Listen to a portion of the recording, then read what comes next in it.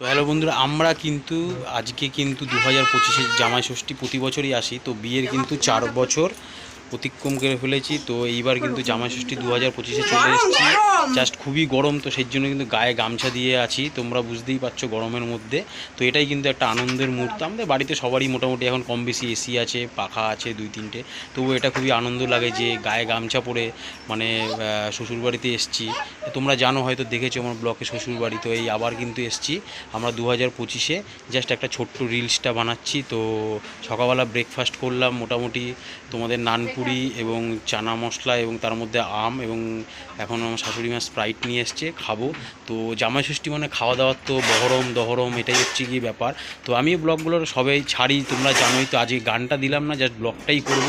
তো সেই জন্য ব্লগটা দেখো, ভালো হলে লাইক কমেন্ট শেয়ার করো এবং চ্যানেলটিকে আরও বেশি করে সাবস্ক্রাইব। তা পিউ দিদিকে কিন্তু দেখাবো, সে কিন্তু রান্নাঘরে কিন্তু অলরেডি দেখছো যে এই যে রান্নাঘর, ছোট্ট রান্নাঘর। তো রান্নাঘর ছোট আর বড় সবই এক। তো রান্না বান্না করছে, তো কিপ ওয়াচিং।